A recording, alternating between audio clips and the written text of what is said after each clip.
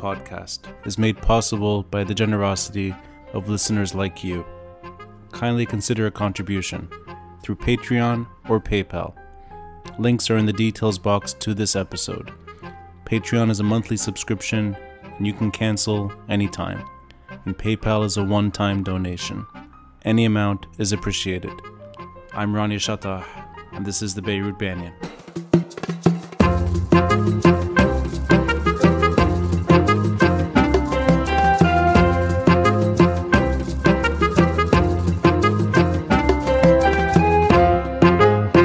Paul Salem. I'm currently the president of the Middle East Institute in Washington, D.C. I'm very happy to be on this excellent podcast. Ronnie, you do excellent work, and kudos to you, and hello to all the listeners. The situation in Lebanon is really the coming to an end of what you might call the Second Republic, the period since the end of the Civil War, the establishment of the Ta'if Agreement, its imperfect implementation, and the emergence of sort of this coexistence between a state and an economy that's trying to sort of develop, but at the same time having Hezbollah and a completely different regional agenda that doesn't at all match the agenda of the other parts or sectors of the country.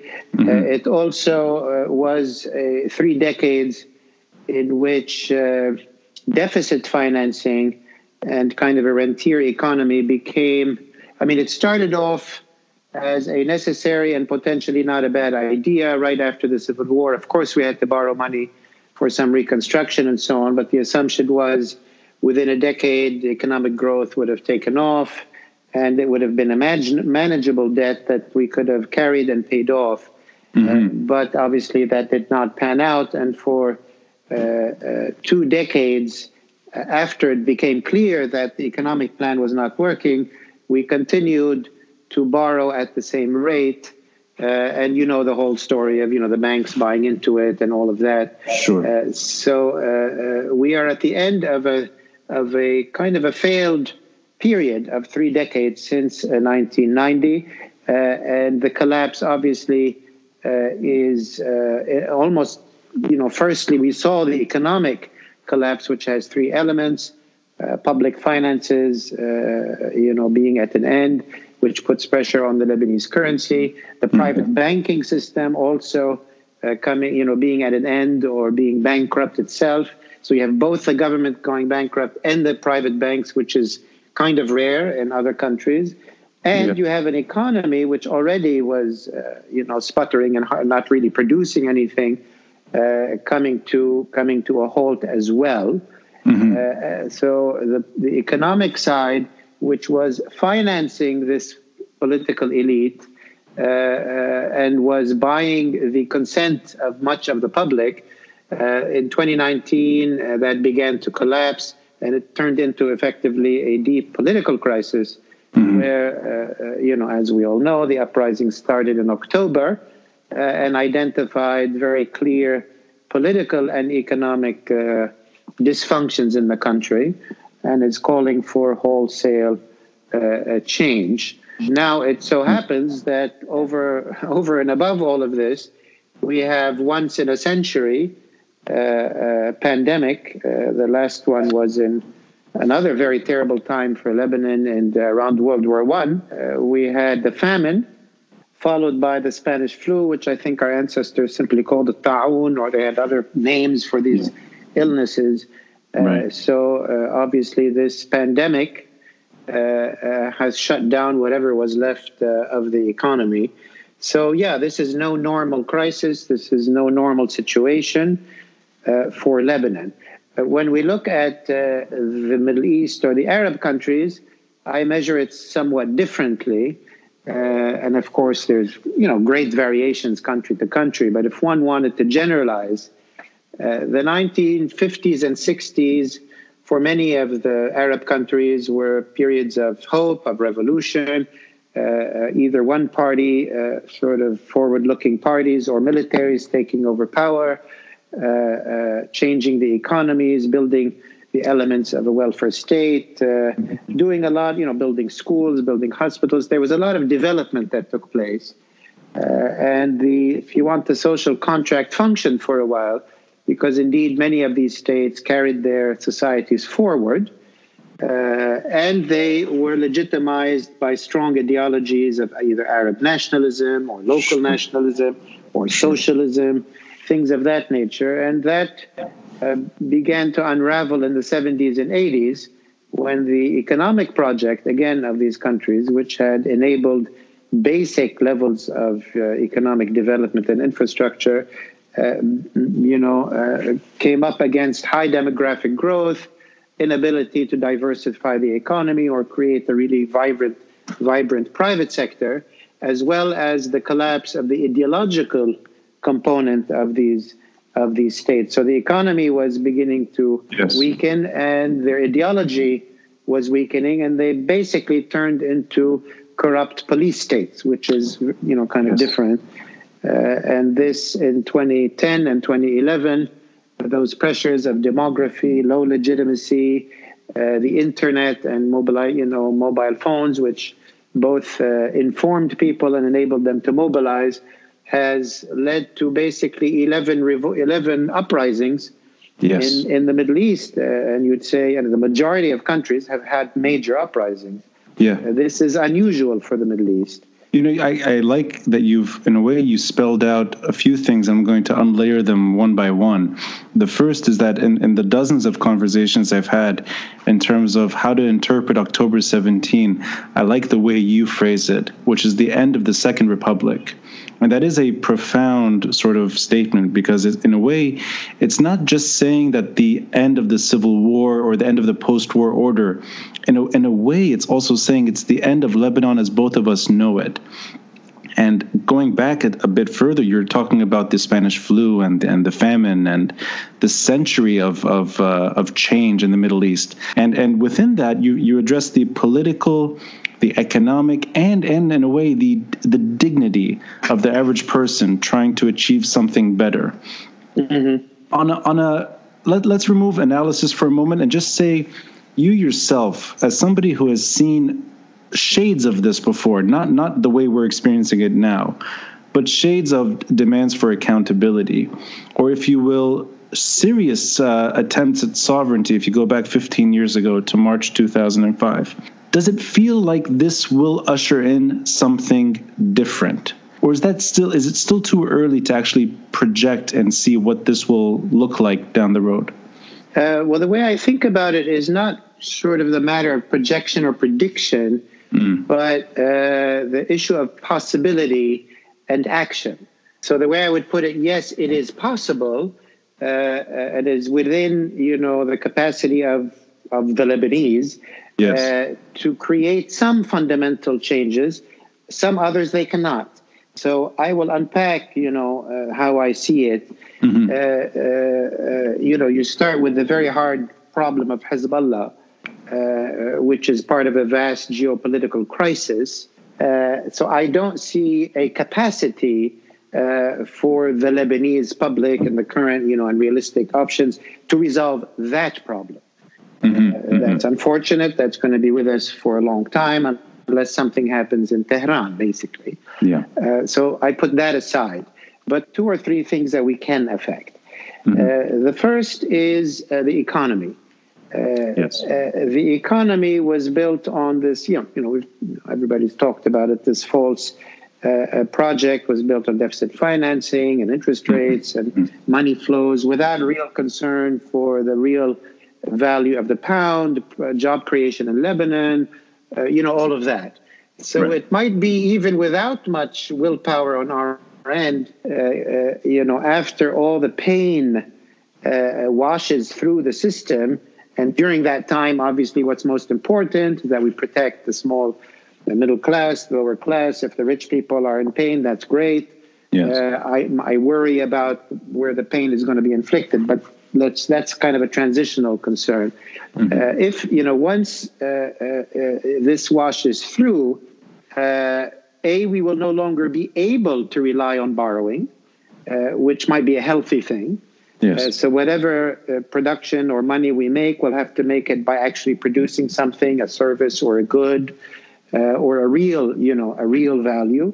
That is the right place to start rebuilding our economy and our relationship to our economy. It also will be at a time when the Lebanese currency, after sadly much pain, will be in its sort of market value, so that labor and investment could move again.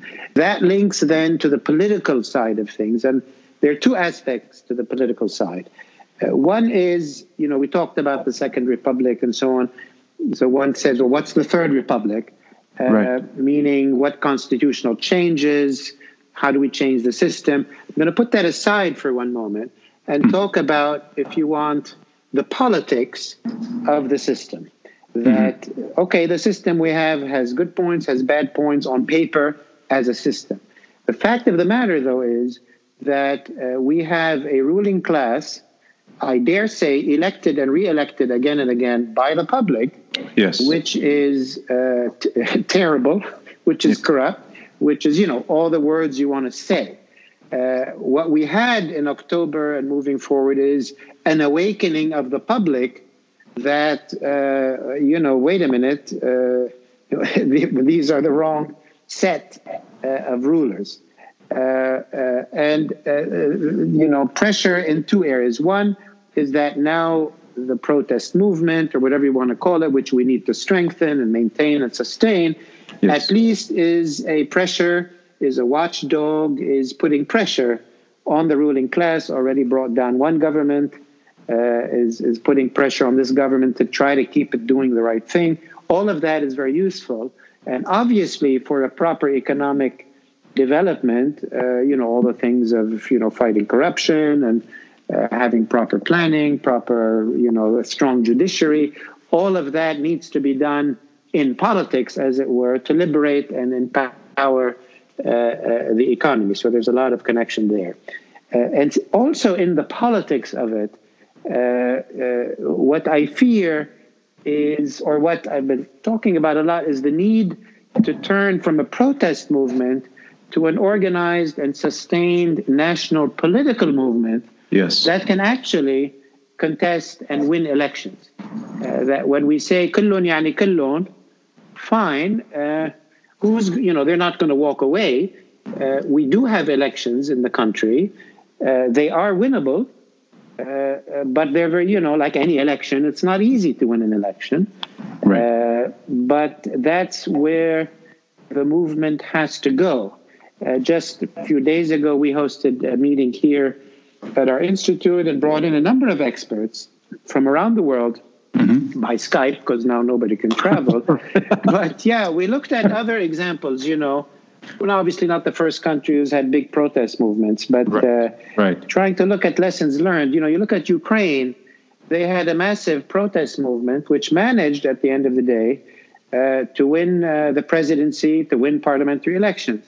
You have Venezuela, which also was a protest and a coalition of a few opposition parties that also won the election. You have the Green Movement in Europe, which was started as a protest movement, but they ended up becoming an actual party and being a permanent presence. So we're trying to see in different countries, how did they manage to do this? And there are a lot of common problems. There's a problem of lack of real unity, which is fine. The coalition in Venezuela had 32 different parties. And yes, they managed to work together and to agree and to win parliament and to do all of that. So we have that as well. We have to figure out how to be together, even though we are different, but we agree on some things. And that's a key challenge. The second challenge is, should you have leaders or you shouldn't have leaders? Some people say, we don't want to, if we put leaders, they will be either co-opted or something will go wrong. Yet at the end of the day, if you're going to run for elections, certain candidates will run for elections. So a lot of common issues from other countries. So come back to my point is that politically, we have a historic opportunity to to change the politics of the country, but it will require our own homework. It's not going to be given to us. I fully agree. The Lebanese, at the end of the day, are the people voting in the same political parties, the same politicians. So there's definitely responsibility there. I'm going to, though, just ask you a tangential question. And that kind of goes into the other issues, at least when it comes to the potential development of a new political party, or even, for that matter, the risk of having someone lead the movement.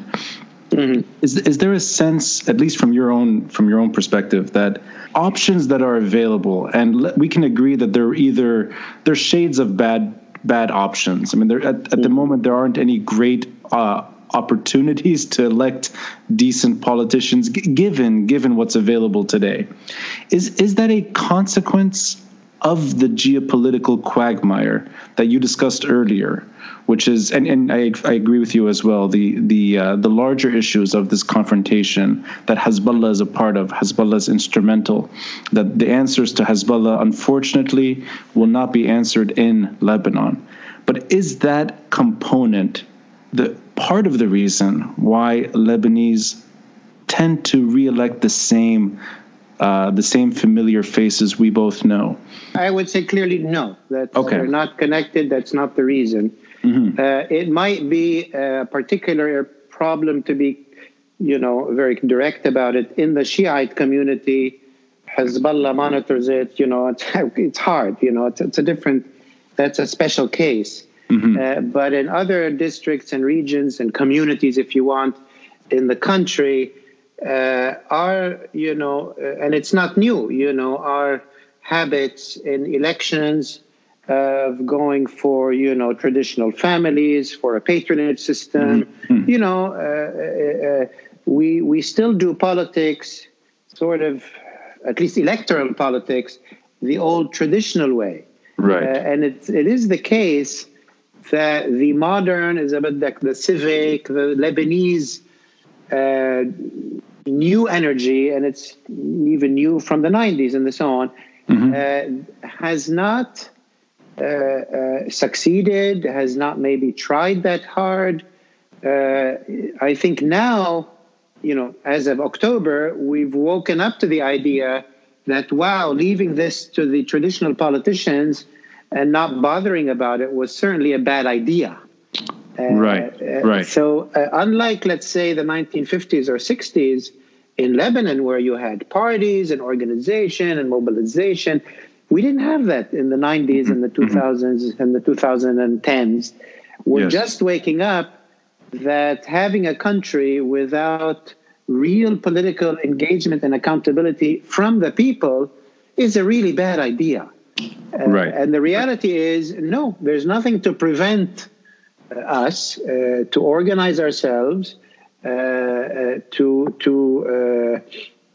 figure out, as I said, we looked at other countries, how to organize a national movement that is, yes, pluralistic. There's maybe some leftists and some liberals, and that's fine. But we all agree on some fundamentals. To organize that for a sustained national political movement that will be with us indefinitely, for decades. That's how we have to think. Right. Rather than, we don't like the guys in power, we're going to protest, you guys go away, and something good should come, should happen. We have to build a kind of a sustained political structure. And this structure has to, engage the population. It cannot remain an elite group of civil society groups that meet and come to, protest. We have to integrate more tens of thousands of citizens. They must be given a voice. I've suggested, for example, that why don't we do like what we might call primary elections in the qada's of Lebanon, have the Iraq with all of its go to one qada' for 2 weeks, register the people who want to be part of it, people who want to be put forward as candidates, let them be vetted, let them make, their case. At the end of a year of such activity, we will have integrated in every qada' of Lebanon. Citizens would be engaged. Their opinions would have been taken into account. Some, young leaders would have begun to emerge. And I call them, rather than call them leaders, they are representatives of a movement. They don't lead the movement. Right. If there's local elections, or if there's parliamentary elections, they answer to the movement.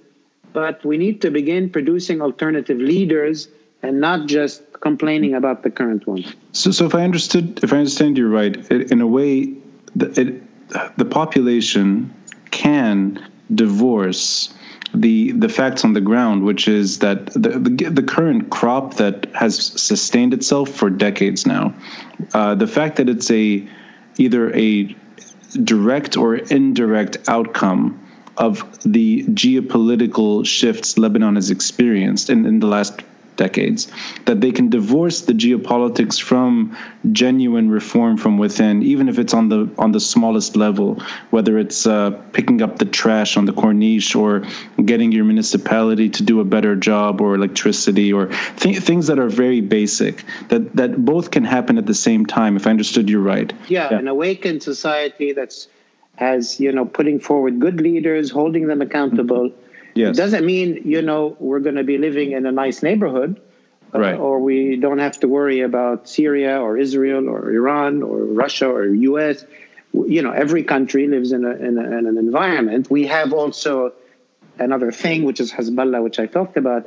But there's nothing to prevent the public from selecting good leaders who, yes, they'll have to deal with the realities, but at least they should be dealing with it from a good from a good niyyah, from a good, moral position. They don't have to be the terrible and corrupt leaders that we have today, nor do I at all accept the claim that, we have corrupt leaders because, Iran imposed them on us. I mean, the Shiite community and the president of Hezbollah is different, but we sustained these leaders. We've been part of this. And I say it broadly, they win elections, they visit everybody. It's only recently that we've discovered this was a bad way to go about it. And right. My answer is clear that again, Shiite community, and where Hezbollah is physically very, jealous about the representation of its community, that's a difficult thing. Mm-hmm. But everywhere else, no, I don't think there is that, huge geopolitical obstacle, at least to do the things that are domestic. Right. So in other words, the corruption, the economy, public health. So in other words, their accommodation of Hezbollah is separate from their accountability towards their own population. These are two different issues and different things. Why couldn't you have a decent, let's say, president or prime minister? Okay, he has to. Hezbollah, he can't. I can't see how he's going to remove them. But it doesn't mean, I can't remove them, therefore I must be corrupt, or I must be, Right. There's no connection between right, necessarily. Right. Yes. And that actually gets me to the second point, and I like that you described the necessity at some point for organization. And Absolutely. The way that you can have a genuine desire for change, and you can have momentum, and you can have hundreds of thousands, millions of people taking to the streets in ways that were very profound. But that doesn't necessarily mean a new political force per se. You need to have structure. And I wanted to get... That's an interesting subject that I've had many discussions around that, and I think it's a debate worth having. Lebanon in the last 15 years or so, whenever, and you hinted at it before, whenever someone emerged as a voice of the moment, and we both know who these names are, and you can go back to 2005, those names were very visible and on the streets and sort of chanting with the protesters. These people were eliminated one by one. And today you have a very fluid, very dynamic, youth-driven, and I hesitate to sound too romantic here, but it's really it's so young and so inspirational and so online that I find myself a dinosaur at times, seeing what's happening on the streets. So there's a connectivity that I've never seen before. I mean, you hinted at the European example, and that is a recent example, at least with Ukraine. And if you go back 3 decades before, we have the Iron Wall falling. We have Eastern Europe sort of leading the charge for, Poland, the Solidarity movement. And which was the Velvet Revolution.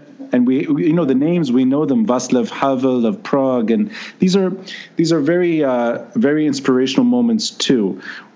I'm going to maybe jump the gun here that Lebanon did have those kinds of moments, but they were curtailed.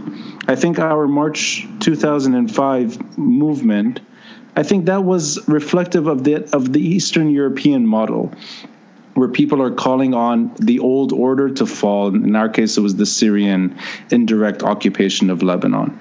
But this time around, I don't know of other examples to lean on. I see sometimes in Hong Kong, people act a similar way and they exchange ideas quickly online. You have shifting dynamics. Perhaps to a degree, you see bits of it in South America too.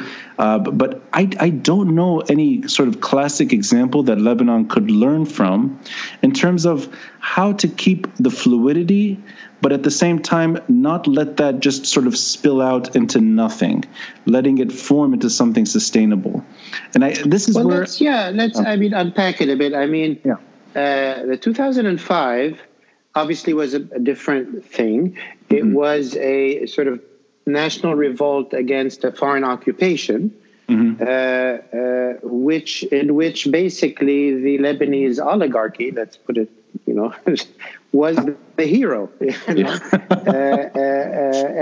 we know how that turned out. And now, so it was a revolt against a foreign power, and it enabled and empowered a part of, let's say, the Lebanese oligarchy as the heroes. Now, 14 years later, in 2019, it's not a revolt against a foreign power. I mean, even the complaints about Hezbollah, it didn't turn into, anti-Iran, a bit like Iraq and so on.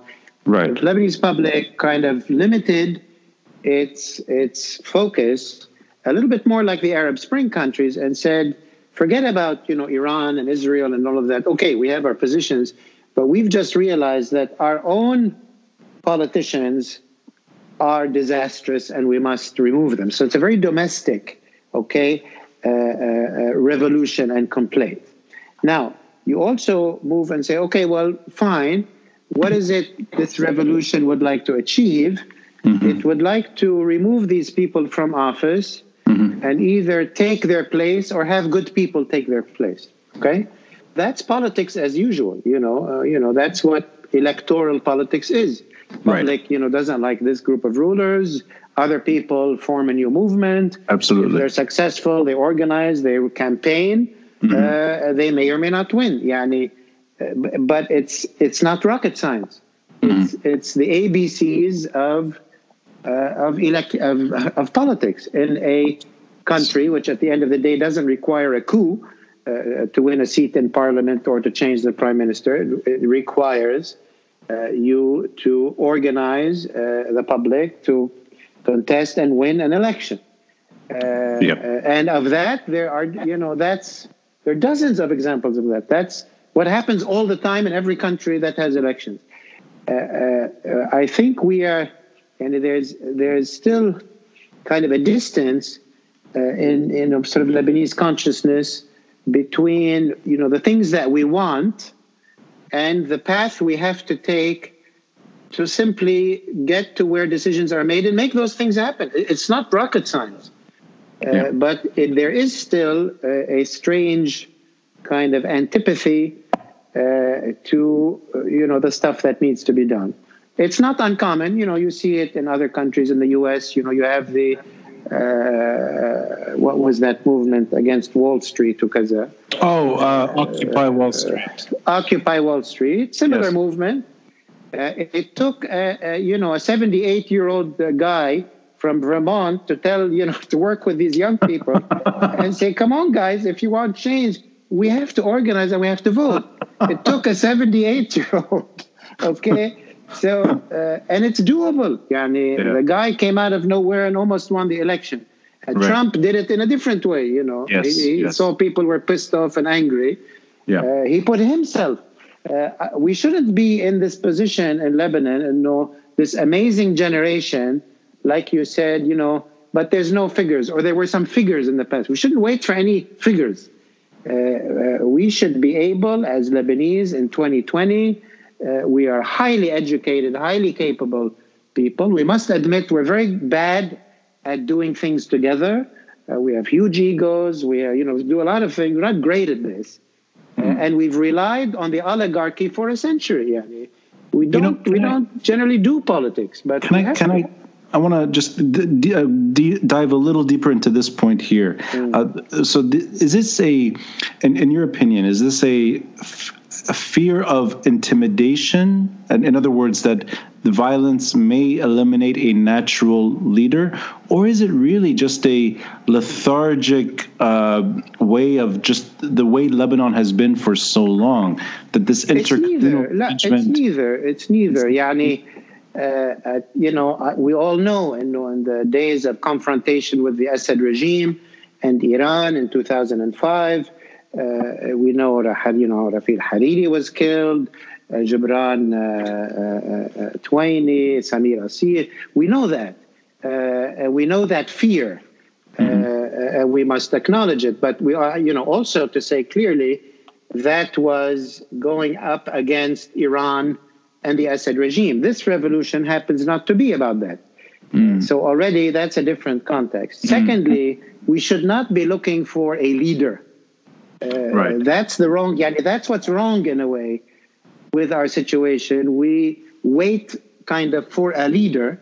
We want to organize ourselves as a vibrant, awakened civil and political society, and be aware that as part of our job to change the country, at some point we also have to choose representatives who represent us and help them get elected.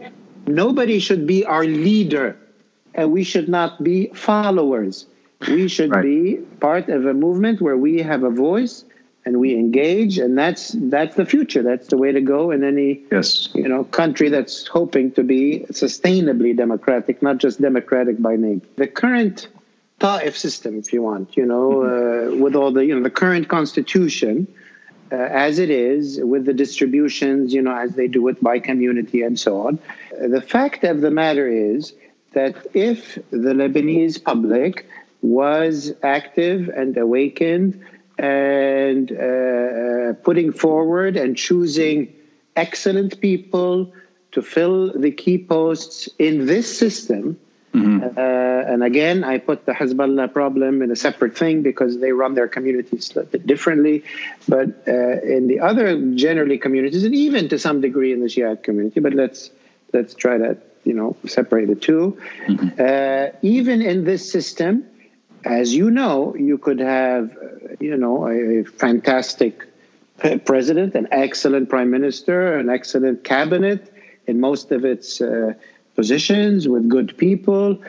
Don't forget, we have municipalities. We should have moved to also administrative decentralization. So at the Qada level, we have stuff happening. So even in this system, things could be 100% better. So we have to recognize that. So within the confines of the current system. Within the confines, I often say, our system has some similarities to the Swiss system. If you take our politicians and our public and move them to Switzerland and run in the Swiss system, we'd ruin it. Okay? And if you bring nice people and active because of the Swiss and bring them here in our system, it would be beautiful. So what I'm trying to say is in political systems, behavior matters, accountability matters. Look at the French system. You could elect a horrible person. Say, great system, but, look what happened. Or look at Germany under Hitler. Systems by themselves don't dictate outcomes. So I come back to the summary point. Even with this system, it could be 100 times better. And when people say, this system makes them be corrupt, why are they? No, it doesn't. They are corrupt. And they, you could be corrupt in any system. You can be corrupt. So, first thing we need to understand is there's a lot. We can do so much, even before thinking about the system. When you come to the system, Yeah. The few issues. One is, indeed, this is, a system partly built on assured representation for communities. These are communities, who are in an extremely unstable region, where, each of the three big communities, but also throw in other smaller communities, the fear of genocide is real. The fear of extermination is real. Yeah. Fear, these are not like, we're not living in Switzerland. We're not living in Western Europe. So this is all, old stuff. Right. If anything, it's gotten much worse in the last 7-8 years. Yeah. Yes. So this is not a joke. And it is, I can't find a realistic way to convince large communities that, no, don't worry about it. You don't need to be assured some kind of representation, that that's not an issue. It is an issue. Yes. Now, the ways to move forward is a number of things. One is we need to decentralize much more than we do. Lebanon remains a highly centralized system. And it's done that on purpose so that you cannot do anything unless you talk to Nabih Berri and Gibran Bassil and whoever happens to be the finance minister and whoever happens to be the prime minister, because that's the way they want it. Yes. But we need a lot of administrative decentralization. So the issue of communal power sharing and so on is less of a problem. And Interesting. There's no reason I need to do a whole national thing to fix my school or to establish a environmental processing plant or whatever. We need to decentralize much more. Secondly, we need to strengthen our judiciary. لأنه هلا individuals are basically, they're afraid لأنه they're not protected. Being not protected, they go to their communal leader because the state doesn't protect you. The judiciary isn't effective. So you got to strengthen the judiciary. Then you get to the issue, like the real problem currently, one of the real problems in the post-Ta'if state is not that, power is shared. We have to share power. There's no, how you share it is a good question. But it has to be shared to a large degree. What the problem that we are facing is that we created an executive branch which is not localized anywhere.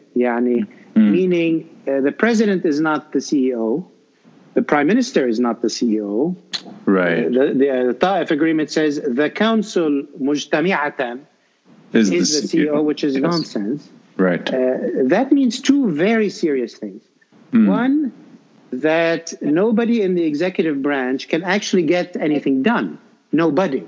Right. At the end of the day, somebody's got to be in charge. If you got a good prime minister into office, a great person into the office, he sat there, he wants to issue a decision, he can't. Yes. If you get a great president, he comes to the office, wants to do something great, he can't.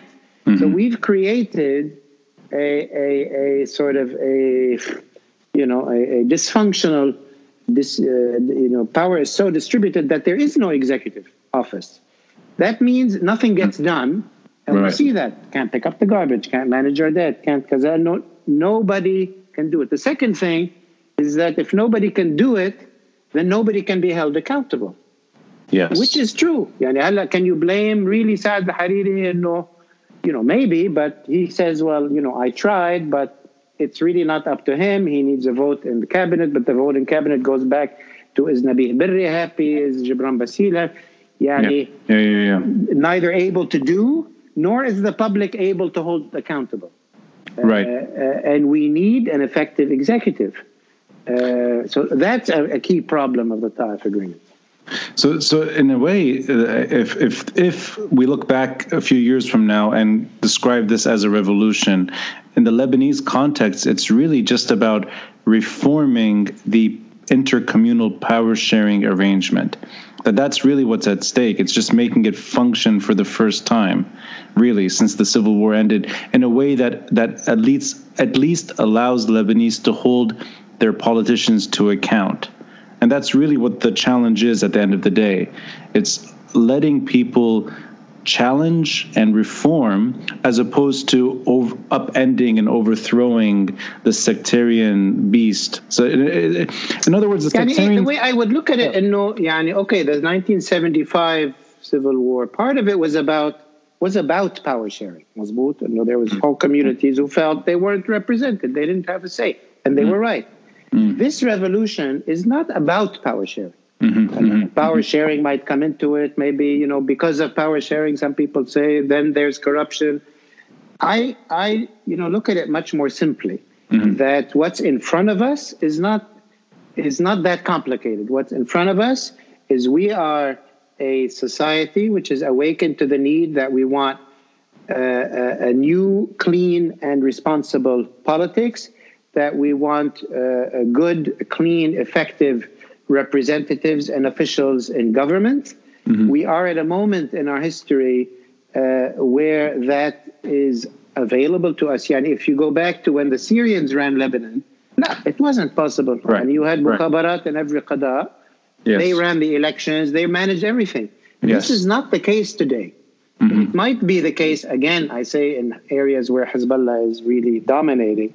But sorry, Hezbollah doesn't run elections in Kisirwin or Metin or Tripoli or all of the. It doesn't, like the Syrians used to do. So we have a huge margin of call it ability or freedom or kaza to organize, contest, put forward a new crop of leaders and get them into office. So that's our to-do list.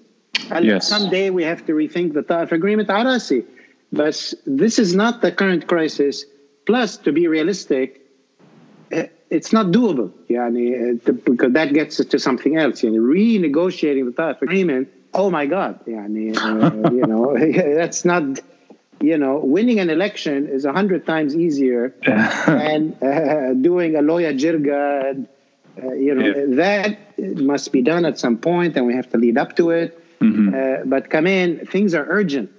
I like wait to say, well, I'm not going to move unless they change the Ta'if agreement. Hello, nice. It's like saying people in America want to change the electoral college.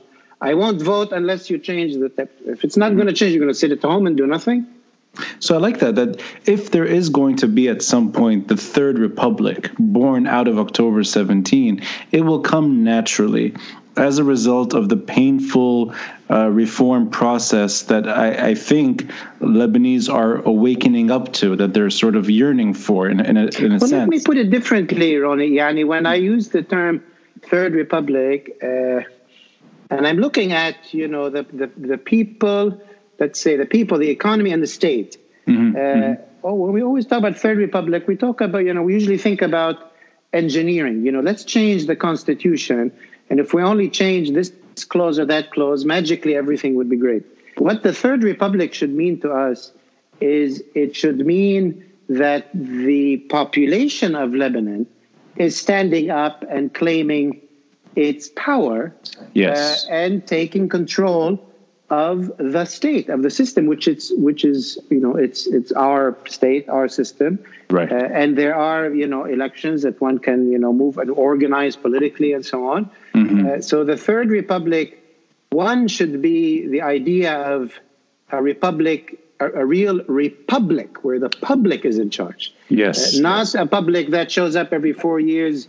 If the guy showed up at my funeral, I gave a job to my cousin, I vote for him. Right. That no matter what you change in the Constitution, it's not gonna be. So it's a public awakening. Secondly, a republic built on a real inclusive, sustainable, economic and social trajectory. That is also part of our future, has to be part of our future. And thirdly, at the constitutional level, which we haven't yet talked, there's a number of things that need to be done which don't relate to the changing of the Ta'if agreement. One is, as we said, administrative decentralization, which is super important. Secondly, establishment of a Senate so that we limit the sectarian nature of the system. Keep the Senate, we want to represent the communities. They're afraid because put them in a Senate, give them authorities on sensitive matters that relate to, existential issues. And then you've already taken, a huge step towards liberating the idea from everything has to be sectarian. But none of it will be any good unless the people organize themselves to be a real power, not to be passive. In a way, these are things that are all spelled out in 1989, 1990, which you described. I mean, the Senate is an idea born out of Ta'if. It's not something people just came to today. And Absolutely. And can I ask you, from your side, why do you think that it's been 3 decades later that we're still trying to achieve something like that? Can we put the blame on the Syrian occupation and then the post-Syrian occupation mess, the last 15 years? Or is it something that's intrinsic, that we're not able to, for reasons that are maybe from within, that we're just not ready to sort of leave the comfort zone that we're familiar with? Because 3 decades is a long time to not implement something that is rather simple, a Senate that should be there. I mean, in the past, now today, with the movement, it could be different. But to be frank, I mean, some of the major communities, and I'll be frank, I mean, the main Maronite Christian, groups, as well as the main Sunni groups, were basically against the idea of shifting,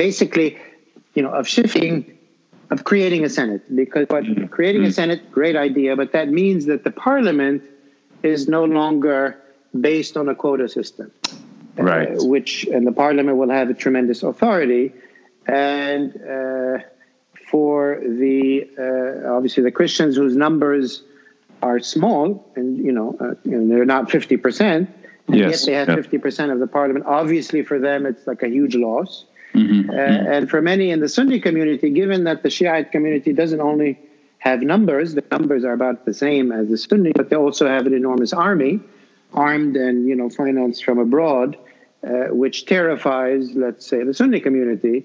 So they wanted, it's been opposition on those old, sectarian concerns and sectarian worries.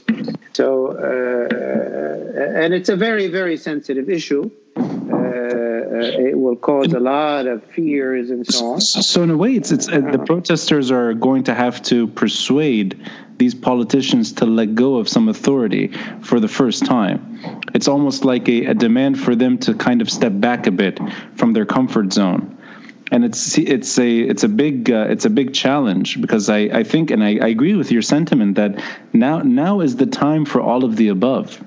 That if these things happen, they should happen now. Well, look, maybe I'm saying it a bit differently. I mean, I'm saying the things that there's no obstacle to doing is organizing this tremendous awakening, organizing it into a real political power. Right. Nothing stands in the way of that. Right. And if this movement is effective and all of that, and then can contest both the parliamentary and the local elections and be a force in the country. Yes. Which, like other movements, around the world, have come up from nowhere and won majorities. It can happen. And the Lebanese can do it. But it takes a lot of organization. Doing constitutional reform is something that will have to happen after somebody has won something in parliament, because it all has to be done in parliament. Right. Instead of نضيع وقت, as you say, I want to change the constitution first. You have to be in a position where it's your call, and then you can do it. And what I'm saying, so no, we shouldn't do everything now. Now we should maintain tremendous pressure on this ruling class to limit the damage, as we are doing, but we have to prepare. So when we say kullun yani kullun, we're ready with a replacement set, and within 3-4 years we should have many new leaders. That takes a lot of work. Right. So really, it's step one: organization. That's what's really at stake right now. Yeah. Yes. Paul, I want to wrap it up with going back to the beginning of the conversation, and you outlined that there are 11 uprisings that have happened in the last 10, 11 years in the Middle East, which is profound. And a population that has suffered under tremendous weight, not just economically, but their own citizenship, their own identity, their own dignity has largely been crushed, and they finally broke free. And there's a yearning for something better in the Middle East. And this is really a recent phenomenon. A lot of these attempts did not achieve what protesters wanted. Maybe they achieved shades of it. Maybe small accomplishments were made. I mean, we often say, it's become almost cliche now, that Tunisia is that shining star. Sudan seems to be on its way to something better. But for the most part, these protests have not ushered in the type of regime, I think, that we kind of wanted deep down, something just that would represent us in a better way and treat us with some dignity. It just didn't really reach that result yet. But the economic pain that has been felt throughout the region and is being felt harshly today in Lebanon is real. And that economic pain does bring about real passion on the streets and calls for regime change or reform or all of whatever it is, calls for something to be fixed in the country. Remove the economic story, or let's say alleviate the economic pain. If Lebanon is to suddenly find itself in a better situation, is it possible to see the organization, the political changes that we've been discussing on the horizon? Or is this really born out of despair, that the economic story is the central story? And without that economic pain, there isn't really a political dimension that can translate into something better. And a very good question. Yeah. I mean,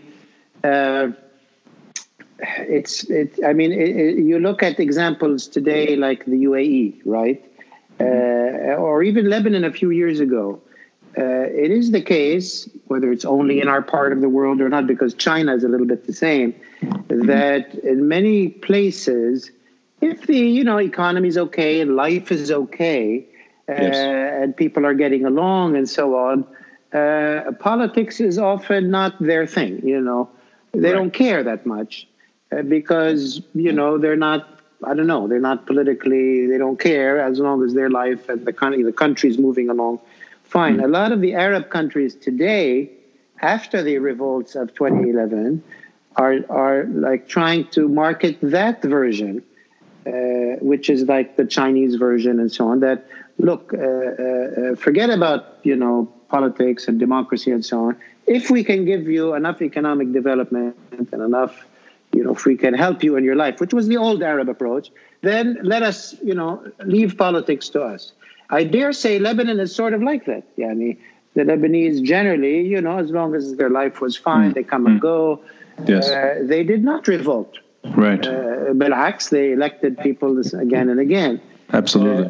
And I dare say if the economy and things came back on track, which right now is very difficult to imagine, but if things were fine again in the country, I think people would sort of go, most of them would go about their business. But I think the painful realization that we have come to in Lebanon, and which many populations in the Arab world have come to, is that unfortunately they're related.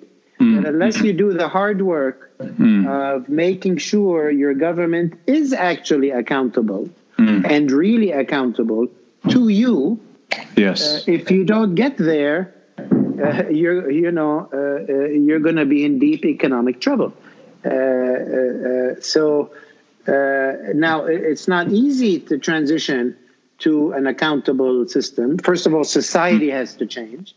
Yes. Because like even in Lebanon, free country, but we were not a very awakened country politically. We elected the same people again and again. So the society has to change. Right. Secondly, which is very difficult, you have to unseat an empowered oligarchy. In Lebanon, part of the oligarchy is a bit easier to unseat because unlike, Gaddafi in Libya or Assad in Syria, I don't think not to name names, but put Hezbollah aside, the rest really contest elections like other people contest them. Not gonna, they don't have guns on their side. They don't use them in that way. So again, Hezbollah accepted. So transitioning to a functioning, accountable democratic system is not easy, and it's unfair to judge the uprisings of the last 10 years in the Middle East because the forces ranged against them were formidable. Yes. When Central Europe called for democracy, Soviet Union was collapsing. The European Union was there with open arms. They got help and they were welcome. They were supported. In the Middle East, the Gulf countries are all against. Most of the rulers are against. So, and these things take time. There's a great book by a Russian liberal called Alexander Herzen, who wrote a book called, he wrote it in 1849 after the European uprisings, the European Spring of 1848. It was like the Arab Spring. All the cities of Europe, democracy, because within 9 months, they were all over. Right. It took another, 100 years for Europe to become democratic. So these things hopefully won't take 100 years. But I see what's happening in the Arab world in the Middle East it's a long-term civilizational thing. It's not, 1 year, 6 months, 18 months, 24 months. It's very, very profound. And I'm an optimist, but because I think what we're basically seeing is the empowerment of people. 100 years ago, people lived in villages, had no mobility. Life has changed. And life, I know the Chinese are trying to control people again through technology, and maybe they will succeed. But we are living in a different age where the individual is powerful and does matter. And old systems simply don't work well. That's a great way to explain not just the last, few months or the last few decades, but really a century of all that has happened in our part of the world. And I really enjoy talking to you for a few reasons. The first is that, social distancing aside, we can still do this thanks to these technological developments. So that's a good thing. Alhamdulillah. Hey. And we also, I got the chance to see the Middle East Institute a few weeks ago. It was the first time I had been back in some 15 years. I started my own curiosity in the Middle East at the Middle East Institute. So it was great to see what has happened there. And it's a privilege to get to speak to you as the president of Middle East Institute and as a friend from Beirut. And I hope we get to cross paths. It's a pleasure and an honor. And as everybody tells you, your father was a dear friend and an exceptional man. We miss him, and we hope to honor his memory always. Thank you, sir. Paul, I appreciate your time today. Thank you, Ronnie. Have a good day.